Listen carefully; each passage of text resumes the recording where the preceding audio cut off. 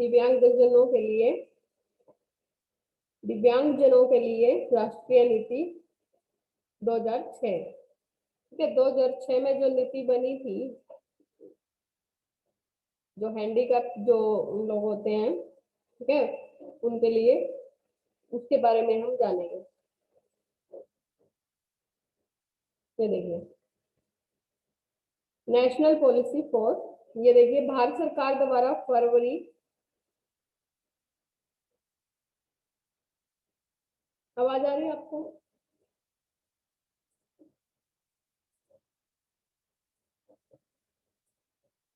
Hello जी ma'am. आवाज आ रही है आपको? जी मैम। Yes ma'am. हम सेकंड यूनिट क्या कह रहे थे आप? हेलो हेलो, हाँ जी मैम, आवाज आ रही है। हाँ जी, क्या कह रहे थे आप? सेकंड यूनिट, फर्स्ट यूनिट में से सिर्फ इतना ही कराओगे क्या?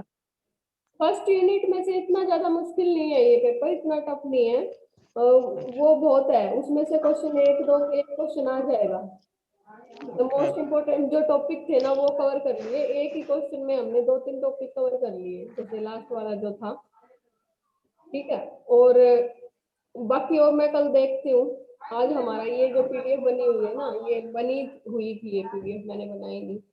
अगर कोई और क्वेश्चन होगा जो मोस्ट इम्पोर्टेंट है, क्वेश्चन मतलब पेपर में आ सकता है, तो वो पीडीएफ बना दूंगा। मैम ये तो पेपर 3 है ना, पेपर 2? हाँ जी, पेपर 3 है ये। पेपर 2? पेपर 2 हिमानी मैम लेती है, उसकी क्लास पेपर 2 की। वो क्लास अभी हो रही है मैम? हाँ जी, चलो आज एक बार ये टॉपिक देख लो पहले, फिर बाद में डिस्कस करते हैं हम।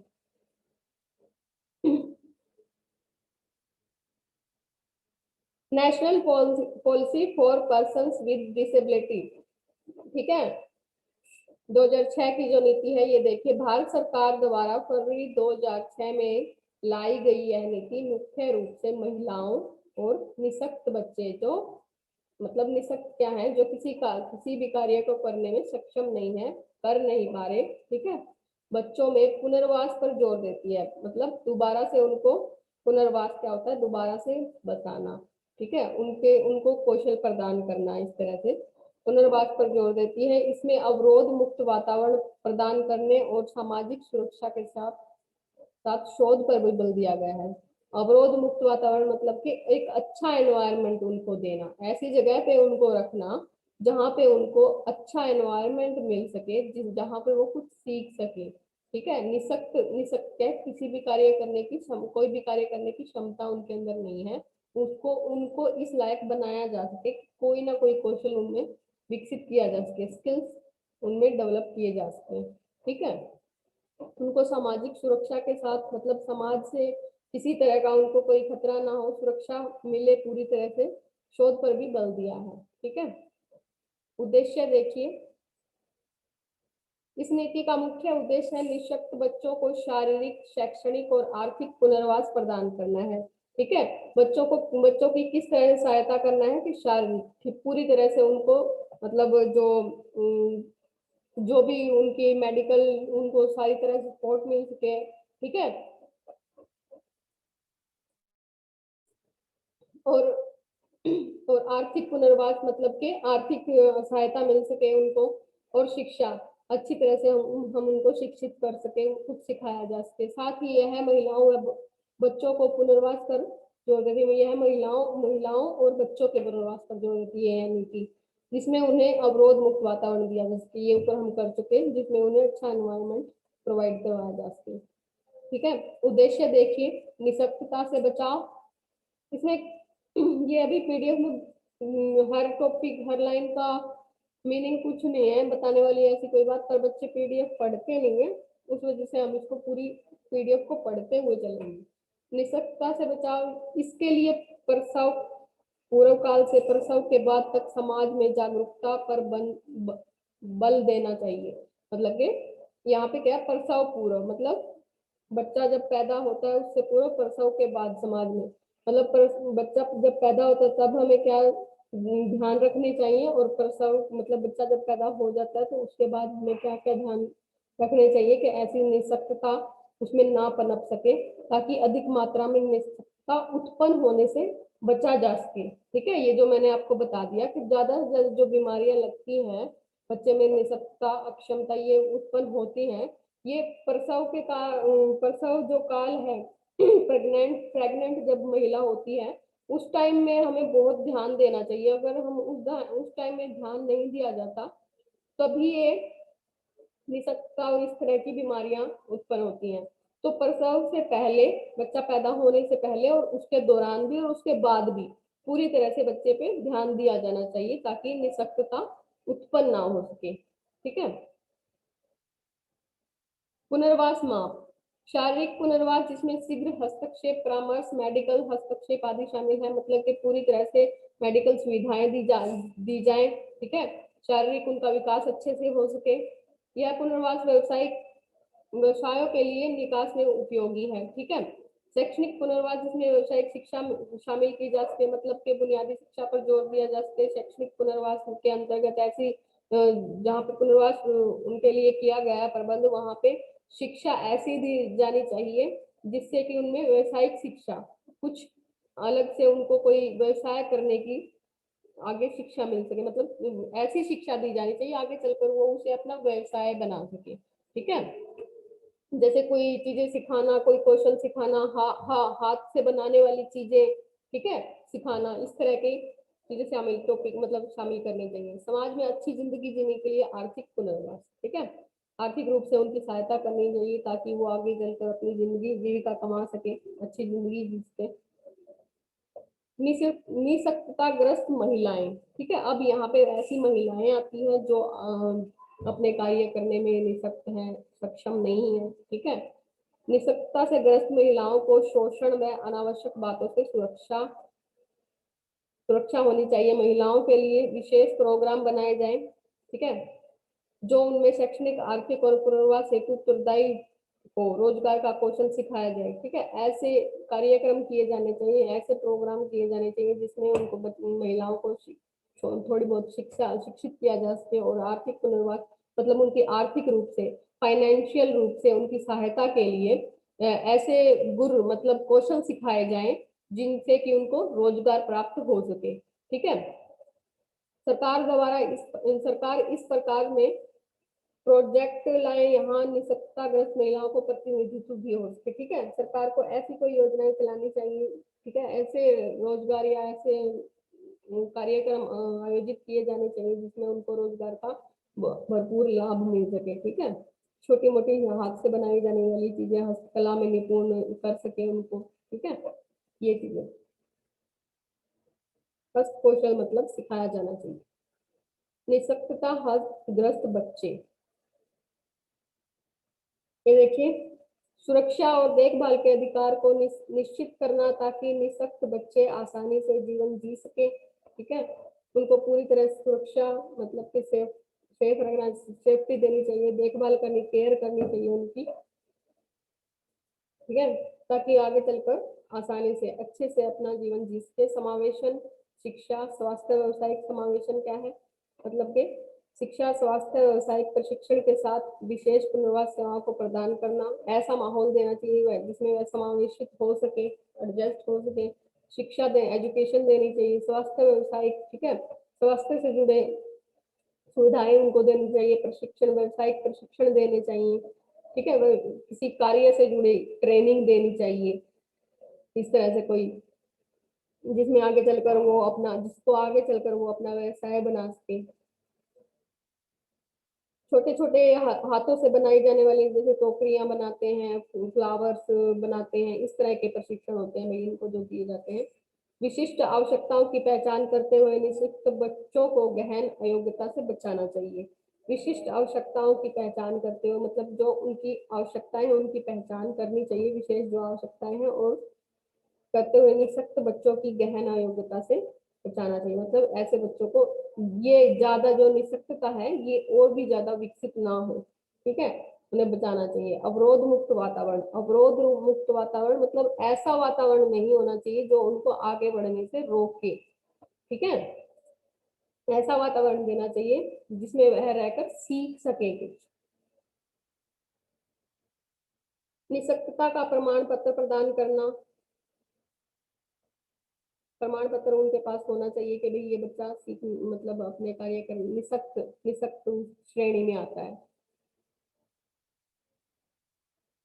सामाजिक सुरक्षा, निःशक्त बच्चों के लिए सरकार ने यात्रा, मेडिकल, शिक्षा, जीवन यापन आदि प्रत्येक क्षेत्र में सामाजिक सुरक्षा प्रदान करती है। ठीक है, इन्हें टैक्स में छूट मिलती है, छूट है ये, इन्हें टैक्स में छूट मिलती है। ये निःशक्तता का जो प्रमाण पत्र यहाँ पे बताया ना, इसका मतलब ये है कि उनको प्रमाण पत्र सर्टिफिकेट मिलना चाहिए ताकि उन्हें आगे चलकर ये छूट वगैरह का लाभ मिल सके। ठीक है, वो अपना सर्टिफिकेट दिखा के इनका लाभ उठा सके।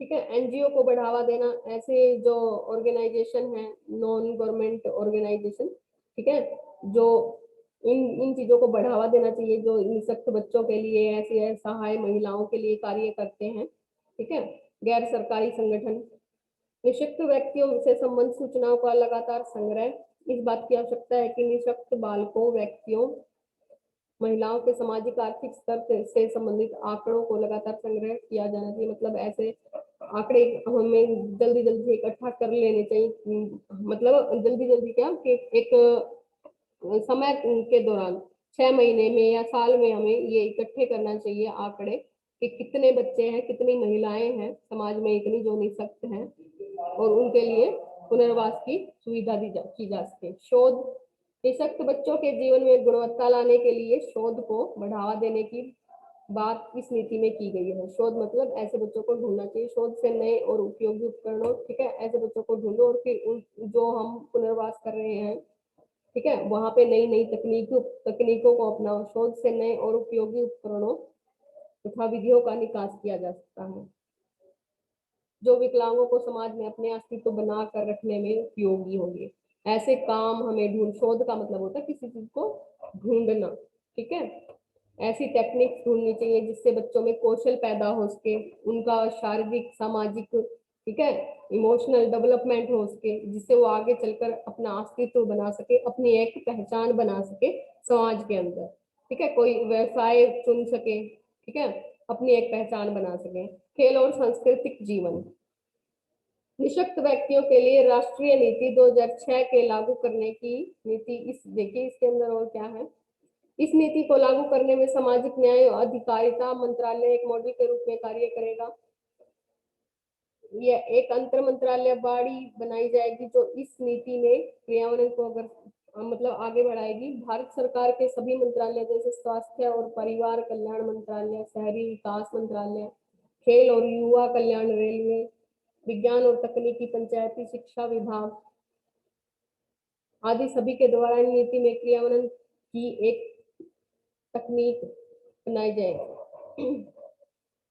जाएगी। पंचवर्षीय योजना और वार्षिक प्लान के द्वारा इन नीतियों की प्रोग्राम का आकलन किया जाएगा। मतलब यहाँ पे ये सब कहने का क्या मतलब है कि ऐसी जो सारी जो हम बना रहे, खेल युवा कल्याण नीति है, जो विज्ञान और तकनीक, पंचायती शिक्षा विभाग है, लास्ट में इनका आकलन भी किया जाना चाहिए। ठीक है, वार्षिक प्लान बनाया है हमने, पंचवर्षीय योजना बनाई है, इनका लास्ट में आकलन किया जाना चाहिए कि इनसे हमें क्या क्या लाभ मिल रहे हैं। ठीक है, कितने बच्चों को इनसे लाभ मिला है, उनको व्यवसाय मिल रहे हैं, जो इनके उद्देश्य थे वो पूर्ण हो भी रहे हैं। ठीक है, केंद्र सरकार में निःशक्तता से संबंधित चीफ कमिश्नर और स्टेट में कमिश्नर इस नीति में क्रियान्वयन के प्रति उत्तरदायी होंगे। ठीक है, इसकी जिम्मेदारी कौन लेगा, ये चीज बताई है यहाँ पे। इस नीति को लागू करते समय जिसकी संस्था का और संस्थागत ढांचा का विकास किया जाएगा, उसकी देखभाल और रख रखाव किया जाएगा ताकि अधिक समय काल तक उसका लाभ उठाया जा सके। ठीक है, समुदाय को प्रेरित किया जाएगा कि वह संसाधनों का विकास और उनमें रख रखाव दे सके। जो हम यहाँ पर लाभ उठा रहे हैं, जिन संसाधनों से उठा रहे हैं, उनका रख रखाव अच्छी तरह से किया जाए।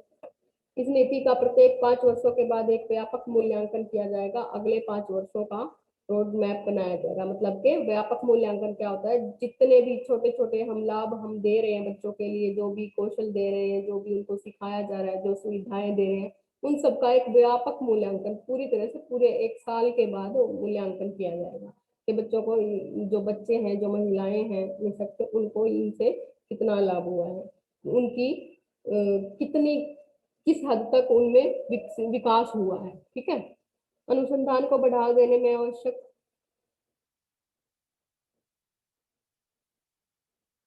दिव्यांगों के लिए नई प्रौद्योगिकी विकास के लिए अंतर्राष्ट्रीय सहयोग में अनुसंधान कार्य को बढ़ावा देना, दिव्यांगों के लिए शिक्षा प्रदान करने हेतु सामाजिक संकेतों का विकास करना। ठीक है।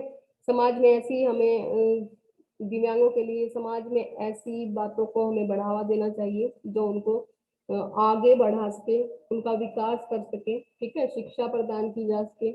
तकनीकी संस्थानों की सहायता से विकलांग व्यक्तियों के लिए कम लागत में मजबूत और टिकाऊ सहायक यंत्र उपकरण का विकास करना। ठीक है। जो उन कुछ बच्चे ऐसे होते हैं जिनको सहारे के साथ चलते हैं, ऐसे यंत्र और कम कीमत पे जो उनको मिल सके।